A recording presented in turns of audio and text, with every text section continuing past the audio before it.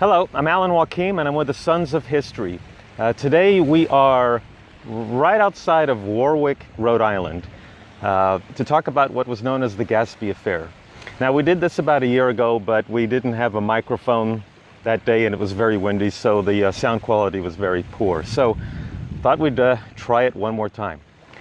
Now, in 1772, this area here, and here's what I'm going to do. I'm going to flip this around so you'll get a better view. I'm sure you'd rather see the view than me. Okay. This is Rhode Island, and about 7 miles north is Providence, and that is south, and that'll take you to the Atlantic Ocean and the Long Island Sound area. Anyway, so what had happened was that in 1772, when there were a lot of taxes being imposed on the colonists, this area was known as a smuggler's paradise because there were so many areas that a smuggler could come in and unload their cargo or pick up cargo and head back out. Because of that, the British decided that they will have a ship called the HMS Gaspee. Its commander was a Lieutenant William Duddingston.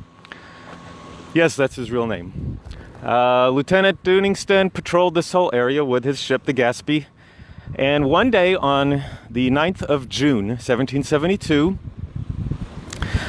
there was a gentleman by the name of Benjamin Lindsay, who was captain of the Hannah. He was being chased by the Gaspee. And because Benjamin Lindsay knew this area very well, he knew that there was a sandbar right here. You can kind of see the sandbar, it kind of sticks out, but depending on the tide, whether it's up or down, you can't see the sandbar. And the sandbar also extends out. From what one of the locals told me, it's kind of like a J, but it sticks out into the water. Well, Lindsay knew about it, but Duddingston did not. So, what happened was that the Hannah maneuvered around the sandbar, but the Gaspee didn't, and the Gaspee hit the sandbar and was stuck right here. Well, Benjamin Lindsay went up north to Providence, and he told everybody what had happened. Well, there were a couple of people who were sick and tired of Duddingston because he had a reputation of being quite an ass. He was very mean to everybody, very condescending. So two men, John Brown, who helped establish Brown University, and Abraham Whipple, who was the sheriff of Kent County, decided that they were going to get rid of the Gaspee once and for all. Now, they knew that the tide would not rise for quite some time, so they loaded up on 8 boats. By the way, most of these guys were members of the Sons of Liberty. Well, they got on 8 boats, and at nighttime, they rowed very silently to the Gaspee, which was stuck right about here.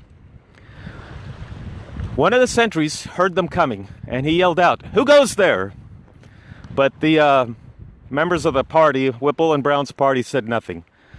Then Lieutenant Duddingston got up to the deck, and he shouted, "Who goes there?" And this time, Abraham Whipple responded, "I am the sheriff of Kent, damn you." He didn't really say damn you, he used the GD word, but this is a family video, so we don't want to use the whole word. But he said, "I am the sheriff of Kent, damn you. I have a warrant to apprehend you, damn you. So surrender, damn you." Now, one guy on one of the boats decided that he was going to take a shot at Lieutenant Duddingston, and he did. And the round went right into his groin. Well, Duddingston collapsed and went below deck. The rest of the party, Abraham Whipple and John Brown's party, they pulled up alongside the boat, and they boarded. Now, there were about 5 men altogether, 6 men altogether that were on the Gaspee. When they saw that their commander was down, they pretty much surrendered without much of a fight.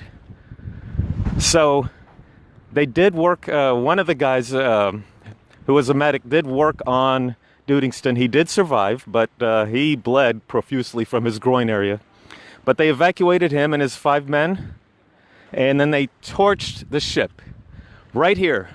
This was the first Royal Navy ship torched by the colonials in, well, the American Revolution. The Revolutionary War had not just started yet, but we do call it the American Revolution. So this was where the first Royal Navy ship was destroyed in the American Revolution. It happened right here.